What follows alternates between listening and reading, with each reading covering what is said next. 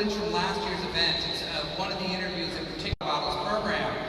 And it was with a developer that couldn't hear. And it was really powerful. And he happened to be on our speaking program this year. And I just said, wait a minute. This makes perfect sense. Who better to give us a message as we go on with our lives, as we leave here?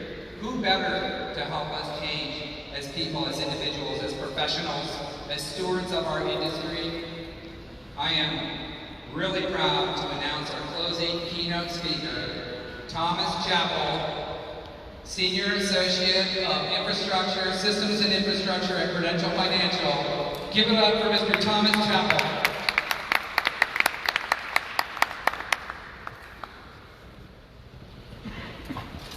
Thomas, thank you for delivering our closing keynote. Thank you.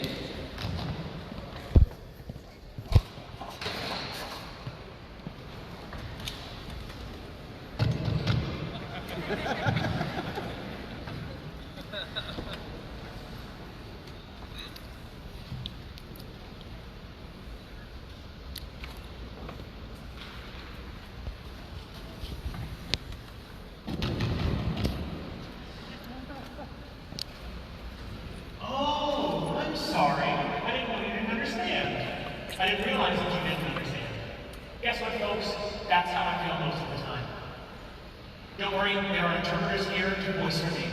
The reason for doing that was to grab their attention and today's theme of accessibility, so I couldn't ask for a better opportunity to let you know what it's like to be in my shoes. First off, I would be remiss if I didn't start with thanking my parents, Chris and Leslie, who have come down from the Medical Sox Station to be present, and me and Mom and Dad for pushing me to be a better advocate and human. Here's to the future of my journey, and with many other outstanding people. Oh, and I want to thank my Prudential colleagues who have come to support me today. Lastly, I would like to thank MoDev for giving me this platform to share my experiences in making accessibility a core part of this conference. Pete and MoDev and the MoDev team, it is my hope that every major technology conference everywhere in the world begins to follow your example. At Prudential, we are deeply honored and humbled to receive the first Accessibility Award here last night. I'm here today to explain how accessibility helped me discover my voice, not that I point out to you how you can empower others to find their voice. First, I want to start off with the dictionary definition of voice. As per Webster, there are three. The first is voice is the sound produced in a person's larynx and utterance through the mouth as speech or song. Is that my voice? No. The second definition is a particular opinion or attitude expressed. Now we're getting there too. And the third definition is to express, as in express something in words. Now my definition of voice is the ability to empower others. I may not have a voice, but I believe I send out a strong and clear message. What led me to discovering my voice? When I transferred to a mainstream program in the 7th grade, after being raised in the deaf bubble, the deaf school, a world full of flying hands, prior to the 7th grade, my parents and I discussed together to change my academic and interpersonal challenges, to expose me to the real world. It was the complete opposite in the 7th grade, where now everyone's hands were down, taking their notes. There I had to multitask, attempting to take notes and trying to pay attention to the interpreter. Not just that, another frustrating challenge was the fact that there was lack of resources at my deaf program for mainstream middle and high schools. Because of that, it limited me from joining after-school programs, such as sports and clubs. But what if I had voice-to-text technology in place? Would that have been different? Who knows? But that is why I am here, to make the difference in my deaf community.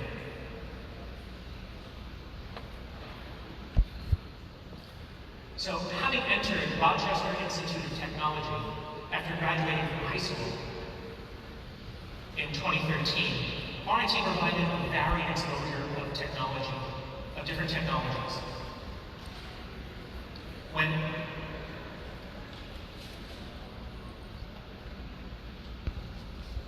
Amazon Alexa was born, it triggered a lot of discussion at my alma mater when I realized that this was only the beginning of the future of voice technology.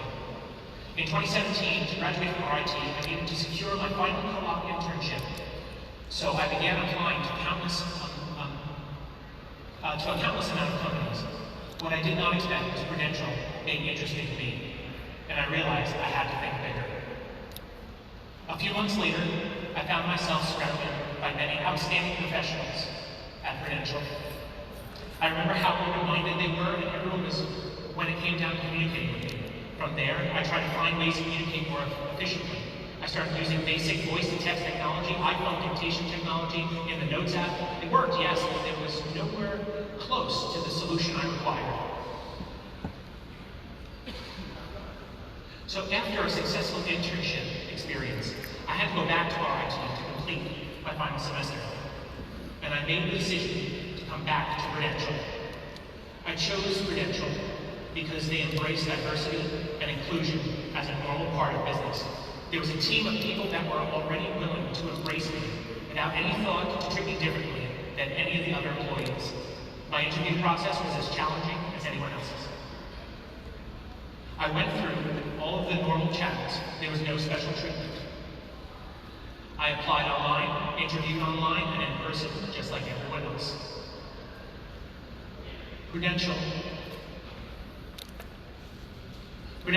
didn't offer me special accommodations because I was deaf. It was just part of the process. I have to say that nothing about it was ordinary. It was just normal.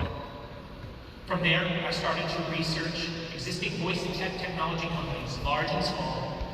Last year, in the summer of 2018, I attended the inaugural Voice Summit with my fellow coworkers as we led a panel called What If You Don't Have a Voice? Discussing how we can use technology to benefit those without a voice. The biggest takeaway was that it sparked a discussion about starting this idea called accessibility technology practice. That is where we bring in different accessibility technologies in place to test and learn. In the practice, we started looking into technologies for deaf and hard of hearing, low vision, or blind people. Please remember, my full-time job and responsibility at Prudential has nothing to do with accessibility. I am part of the Data Technology Solutions team, supporting architecture, solutioning, data engineering, and data analytics. Because Prudential allows me to work on these kinds of projects in accessibility, in addition to my full-time role, it enhances my ability to contribute and learn in my day job. It is my passion to work on accessibility, so it fuels my motivation, which also benefits my full-time role. So I want to thank you, to Jenna and to the DTS, for having me as part of your team.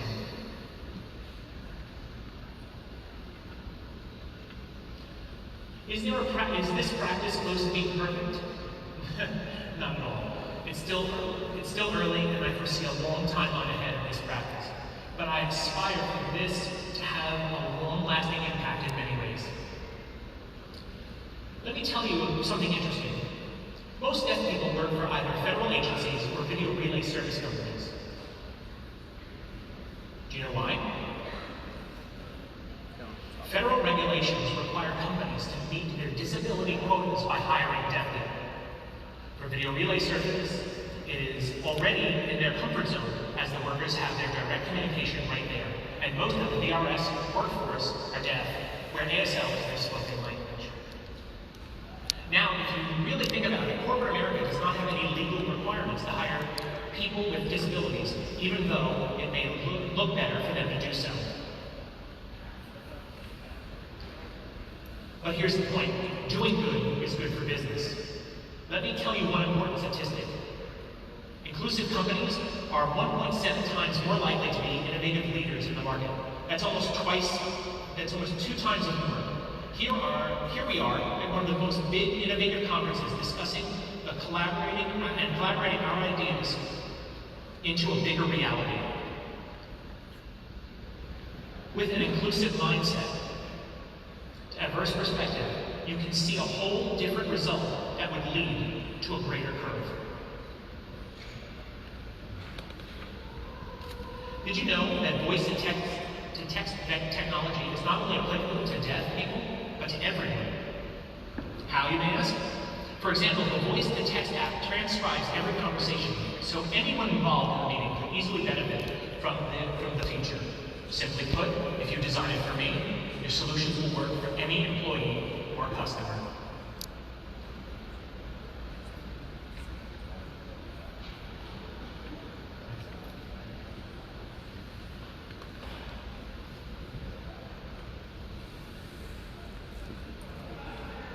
It is really all about pivoting your perspective on technology. Don't stop to think what you can do for you. Stop to consider what the greater implications and applications might be. We all have the ability to harness the power of technology now, from anywhere on any device at no cost to anyone. Now you can see how accessibility has helped me discover my voice. It's time to take this to another level where you and I can make an even bigger impact. I'll provide some background information first. So on Monday, May 22nd, Prudential hosted a STEAM Day, a fast-paced learning and fun for middle school and high school students. The students have an opportunity to hear from speakers who work in STEAM fields. The students have the opportunity to rotate through interactive sessions to learn more about STEAM careers and innovative technologies.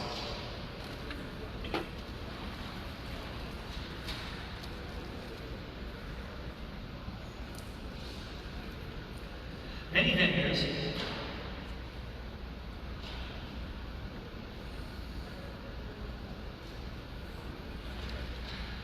vendors like Liberty Science Center, Audible, Twilio, Newark Museum, Newark Venture Partners, and startups are participating.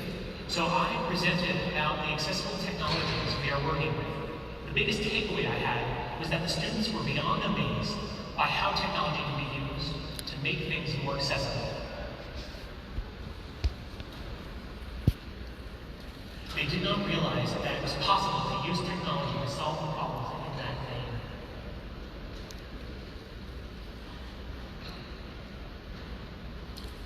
Now that's where my voice comes in. These students were given the opportunity to learn about technology and what kind of impact they would have. Yet, they are only in middle and high school. I didn't have that kind of opportunity growing up. This is the talent pipeline we need to develop. And the earlier we start, the better the talent. Prudential discovered me from their talent pipeline with RIT. So the model works. Not only did we make a commitment to STEAM Day, we also made a commitment to Newark and to the Bruce Street School of the Deaf and Technology High School students to the Voice Summit. It did not cost us. Hello! How are you guys? Hello, hello. Are you enjoying the conference now? You enjoying it? It's a good experience, right? It's a good idea. It's good benefits for you, right? All right. So,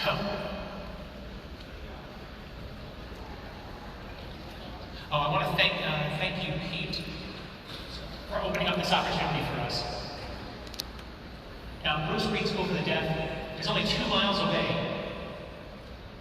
from our office. It wasn't something special. It wasn't something. It was something easy. It was also something you can do.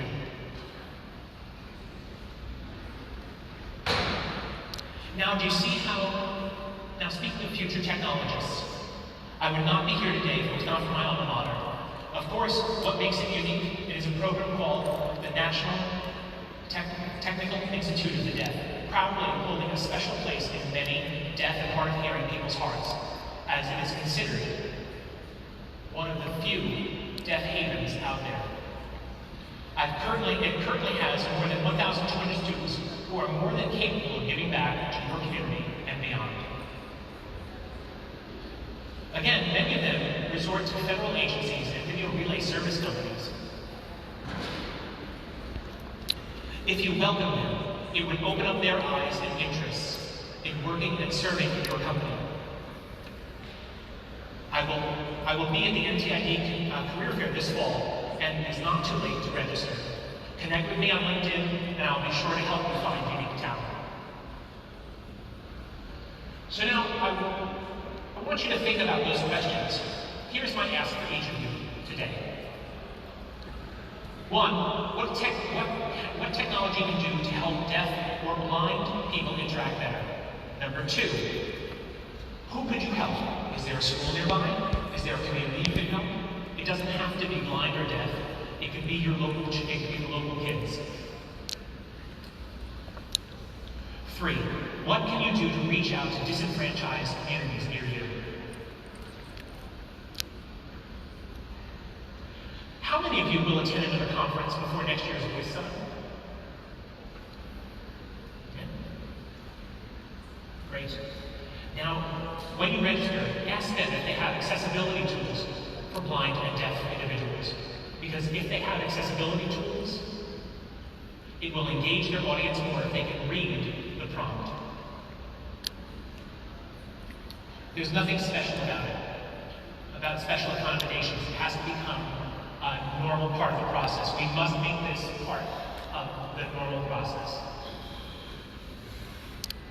Again, let's get rid of the concept of special accommodations. There should be nothing special about it. I hope you will come to this conference next year with your first blind or deaf employee.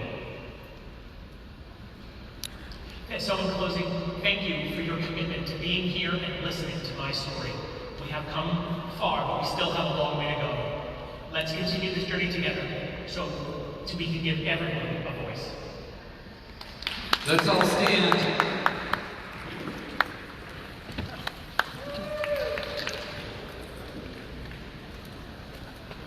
Thank you. Thank you. Thank you, Thomas. That was amazing. And we can clap as well. Thank you so much. Truly it is inspiration. My gosh. Wow. That was cool.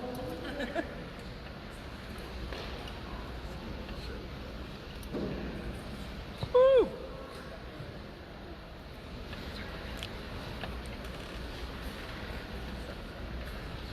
Thanks again.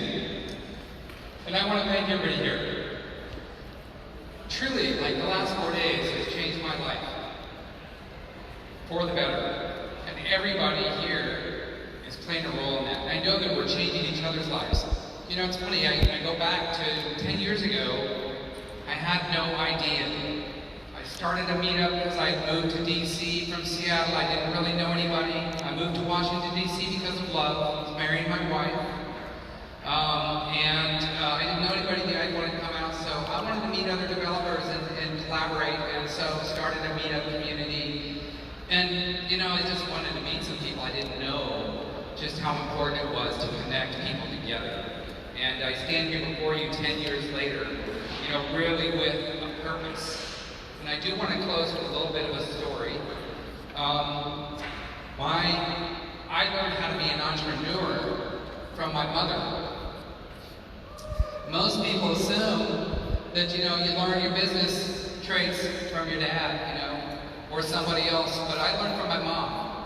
She was the mother of 10, or the fifth of 10 children.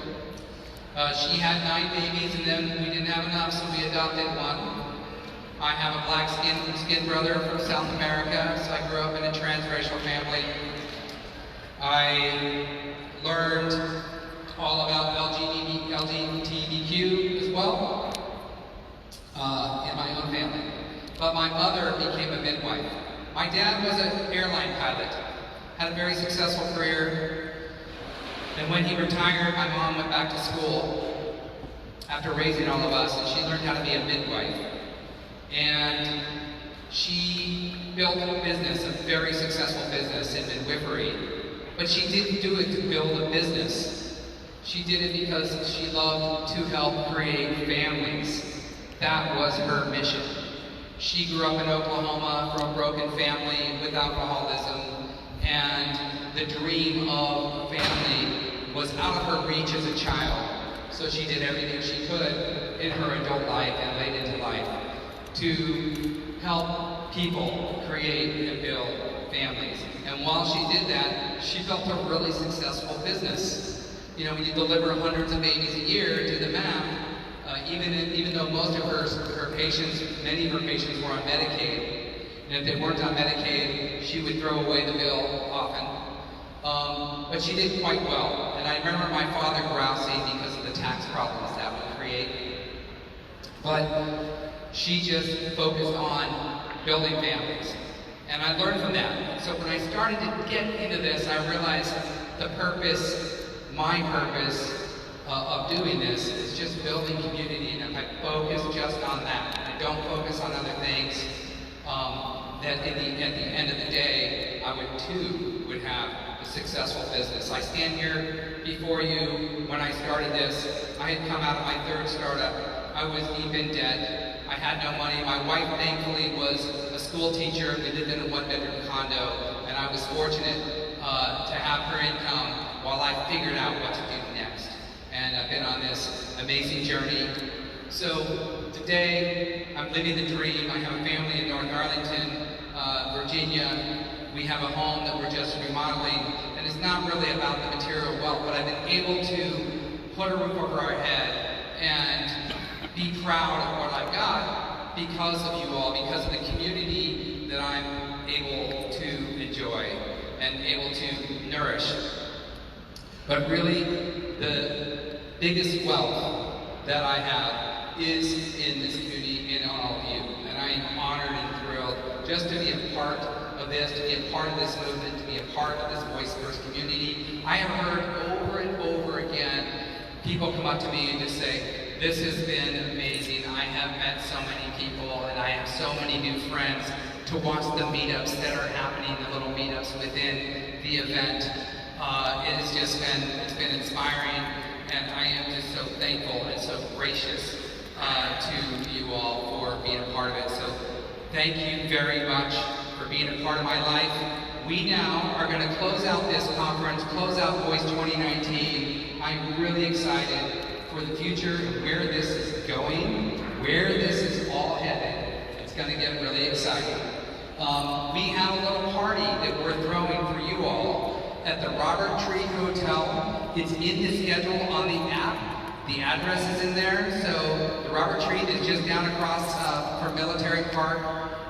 And on the rooftop garden, we have a wonderful live band, a barbecue, open bar with a special drink called The Voice. And we have a beautiful night and 360-degree views of the skyline of Manhattan and of the greater Newark area. And so please come over there and let's have a good time. Let's have a toast to another successful year. Let's have a toast to our careers.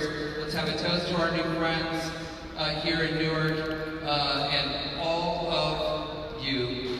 Thank you again. I'm Pete Erickson. This has been such a joy for me, and I look forward to seeing you all again in a year, if not before. Thank you very much.